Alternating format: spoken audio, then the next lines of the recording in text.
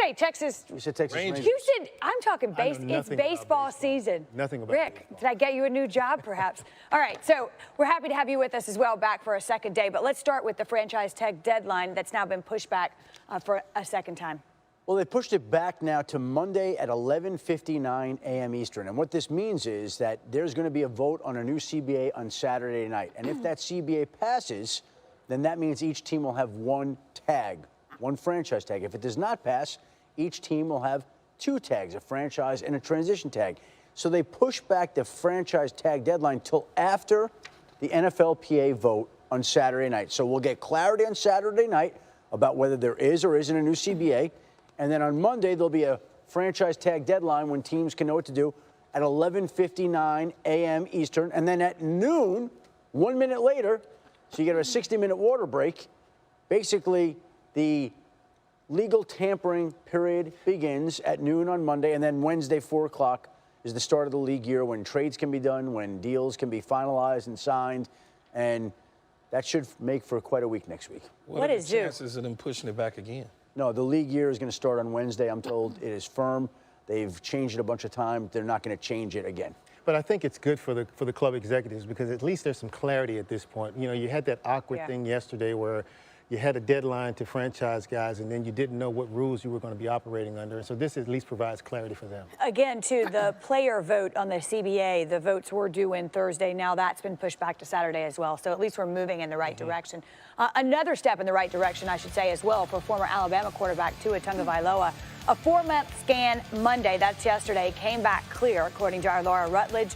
He will train in Nashville and will start throwing, running, rolling out, and doing some dropbacks this week in preparation for his own pro day, not Alabama pro day.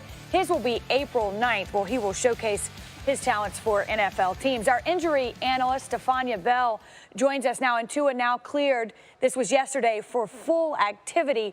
So what was the significance of yesterday, and what does that mean going forward?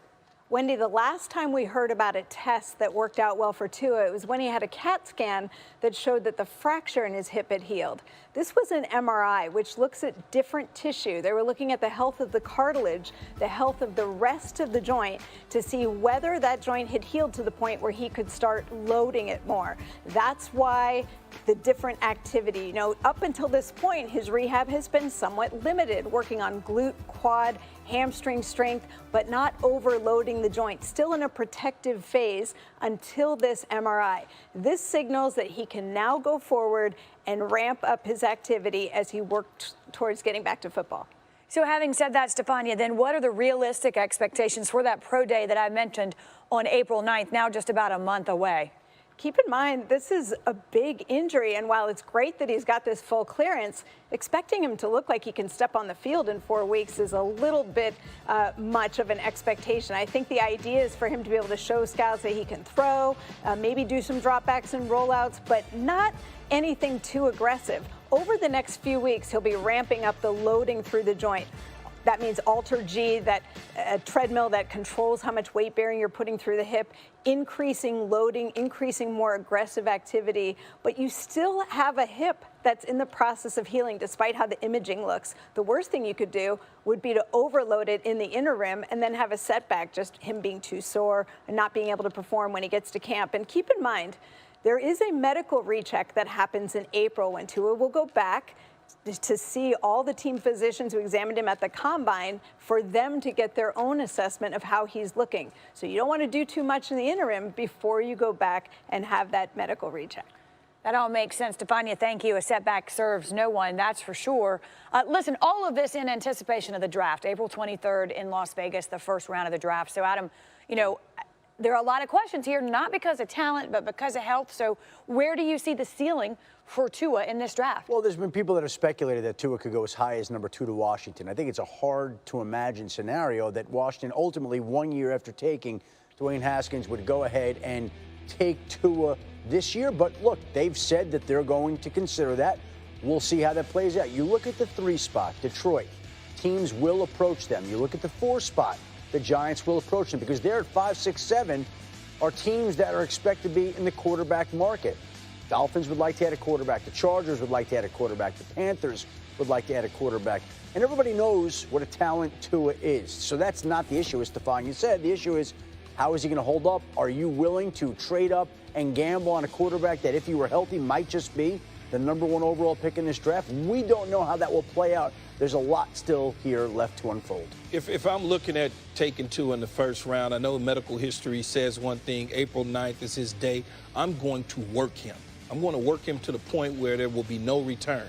And I understand that he's coming off an injury, and I understand all those sort of things. But if I'm serious about it, I want to see 5-step, 7-step drop. I want to see roll out to the left. I want to see half roll. I want to see throwback. I want to see him pull the ball down. I want to see him run. I want to see him cut. I want to see so much to a point where Rick will be there, and he'll think I'm crazy because I want to put him in a position where he's so sore at the next day. Next time I do it individually, I'll know what it is. But the problem is with the timeline, though, Rick. No, because he may not be ready for that. I mean, well, if he's not ready for that, there's your answer, I guess. Then there's my answer, because I need to see a quarterback. I need to see the ball come off his hands. I need to see it live. Watching game film, and you drafted Deshaun Watson. You were in the stadium watching him live, opposed to game film or even seeing him in private workouts. Well, this is all a part of the evaluation process that all of these clubs are going. All those clubs that you mentioned that are in need of a quarterback, they're going through all of these conversations, because what you have to do, number one, it's great news that the CAT scans showed that there's healing in the bone. There's great news that the MRIs, as Stephania mentioned, these are studies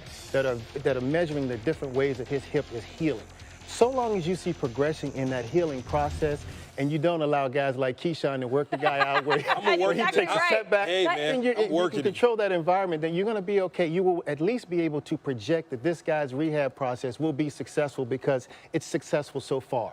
Now, what that means is, how do I value that? When do I go? How far up do I go to get the guy? Because, there's still some indecision there. And that's the conversation. That's what these guys. And that'll probably be there till draft night, too. That'll probably be there till draft night, because everyone's waiting to see whether Washington is going to go take Tua, which, again, I think would be a surprise, or whether then Detroit is on the clock. If I'm taking him high, though, Rick, how long do I wait to get him on the field? Obviously, it's a redshirt year, probably. Pretty much. But so are we looking his third year? Are we using a Aaron Rodgers type model, a Dante Culpepper type model where he sits and wait? Well, I think that's dependent upon which team takes him and what you're looking for, right? And it may or may not be a redshirt year, because if his rehab process goes and he's let's just say he's cleared. Now, we don't know, even by the medical recheck. There's one more opportunity for the clubs after they get through, all of these studies that they're doing, to see him, to put their hands on him again. Then he's got to work out. Then you can bring him into your facility. There's 30 visits at each club that they're interested in. They'll have another opportunity for their medical folks to put their hands on him again.